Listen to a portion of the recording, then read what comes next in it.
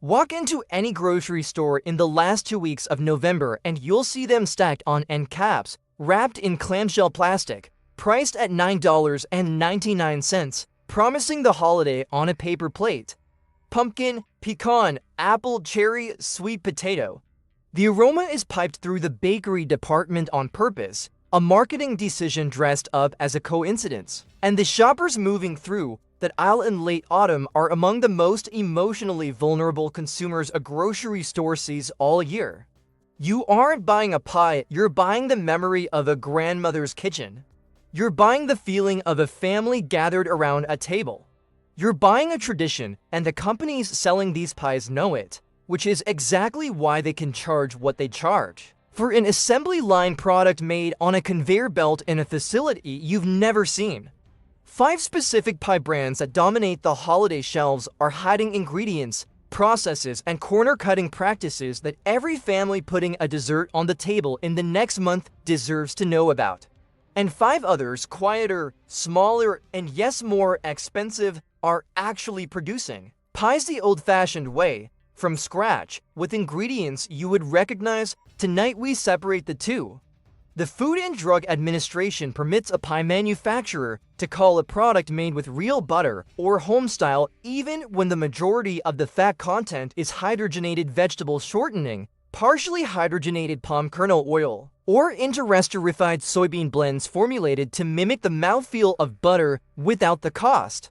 The USDA has issued labeling guidance that attempts to constrain these claims, but the enforcement has been inconsistent, and the result is that the word butter on a pie box tells you almost nothing about what the crust actually contains.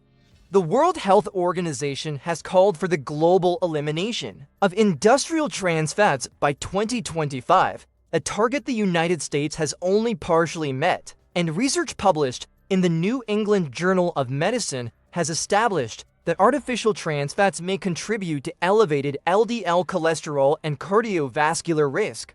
A 2022 analysis in the American Journal of Clinical Nutrition noted that ultra-processed desserts consumed during the holiday season contribute disproportionately to annual sugar intake for many American adults, and studies suggest that the combination of refined flour, high fructose corn syrup, and industrial seed oils common in mass-produced pies creates a metabolic load that may contribute to post-holiday inflammation markers in consumers who indulge heavily over a short period.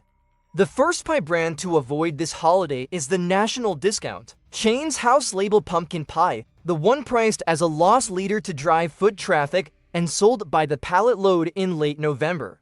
The ingredient panel lists pumpkin puree, but further down the list you'll find high fructose corn syrup, modified food starch, cellulose gum, natural and artificial flavors, and a crust built on a foundation of partially hydrogenated soybean oil. The pumpkin content is real but minimal, and the spice that gives the pie its holiday character is a proprietary blend dominated by a single synthetic vanillin compound rather than the cinnamon, clove, nutmeg, and allspice that a scratch pie would contain.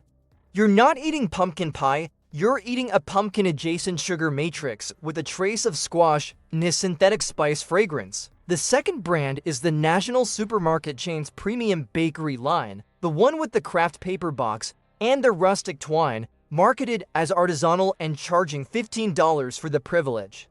The marketing would have you believe these pies are baked by hand in the store's own bakery, but the reality is that the vast majority are produced at a centralized commissary facility hundreds of miles away, frozen, shipped, and reheated in-store before being repackaged in that rustic box. The ingredient list includes mono and diglycerides, sodium stearoyl lactylate, calcium propionate, and potassium sorbate, preservative chemistry designed to give the pie a shelf life measured in weeks rather than the days a true scratch pie would survive. The price premium is real, the craft it implies is not. The third brand is the frozen pie line sold in the grocer's freezer section under a name that evokes a small-town bakery.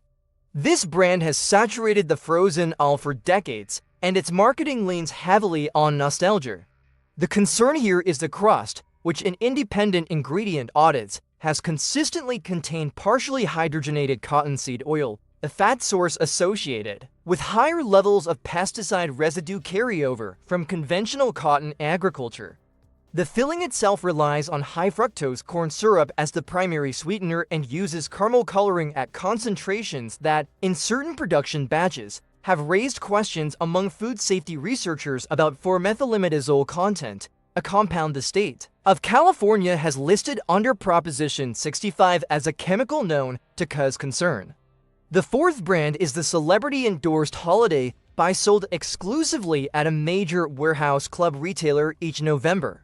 The celebrity's face on the box creates an implicit quality signal, but the production is contracted out to a third-party bakery that also produces private label pies for multiple other retailers under multiple other brand names, meaning the celebrity-endorsed premium pie is, in many cases, chemically identical to the discount store pie down the street, wearing a different wrapper.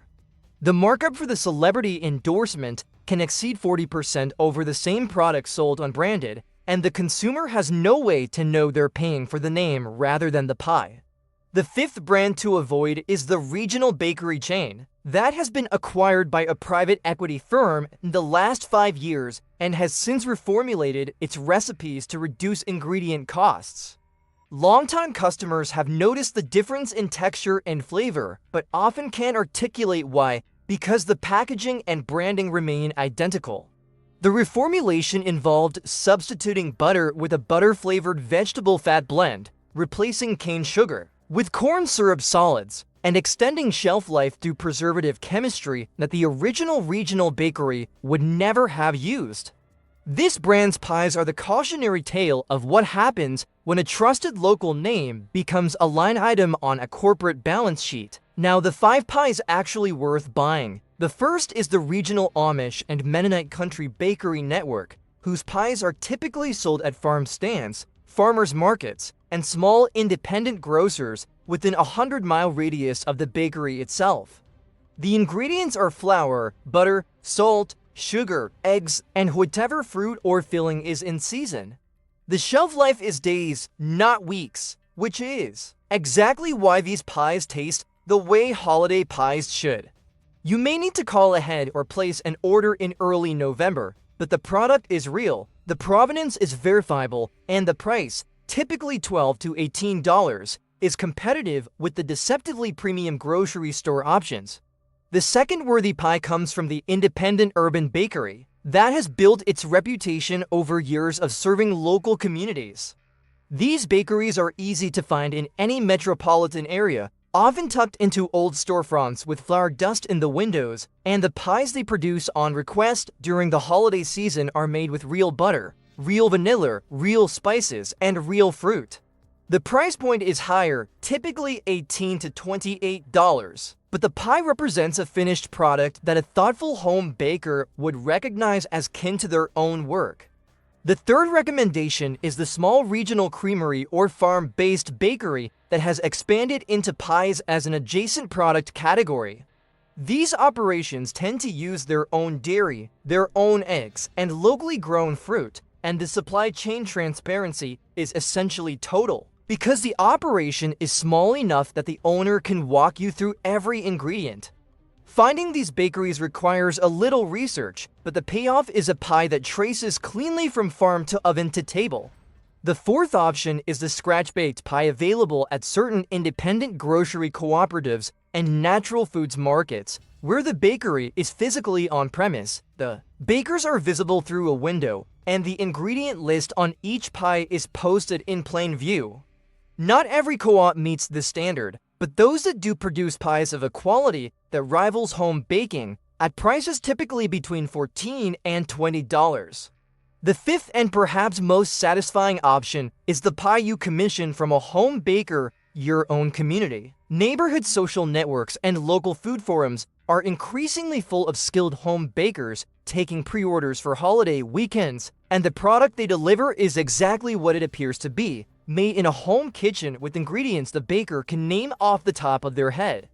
The price is negotiable, the quality is often superlative, and the transaction supports someone in your own community rather than a distant corporate supply chain. Here is what a protective investigator would tell you to do when navigating the pie aisle this holiday season. First, read the ingredient panel before you read the front of the box, because the front of the box is marketing and the ingredient panel is truth. Second, count the syllables. If the ingredient list has more than 3 ingredients you can't pronounce, set the pie down and walk away. Third, check for the phrase partially hydrogenated anywhere on the label, and if you see it, do not buy the product. Fourth, look at the shelf life. A real scratch pie lasts 3 to 5 days. A pie marketed as fresh but dated 2 weeks out is not a scratch pie no matter what the box says. Fifth, ask the bakery department directly whether the pie was baked on premise or shipped from a commissary. The answer will often surprise you. Sixth, consider buying smaller. A 9-inch pie from a real bakery feeds 8 people adequately, and real pies cost about the same for mass-produced pies, while delivering substantially better food and experience. Seventh, give yourself permission to order early. The best pies from the best bakeries sell out in the week before the holiday, and planning ahead is the single most effective way to land on the right side of this equation. The holiday table is where family gathers, where memories are made, and where the food placed in front of children and grandparents becomes part of what they will remember the year by. The pie at the center of that table should be worthy of the moment. The 5 brands to avoid have built their market position on convenience and price point, but the cost is a dessert that doesn't taste like the memories it's meant to evoke, and an ingredient load that no family should be feeding to people they love during a celebration. The 5 alternatives require more planning, often more dollars, and sometimes a phone call. They also deliver a pie that honors the tradition. Choose well this year. Your family will taste the difference, even if they can't articulate why, and the holiday will be better for it.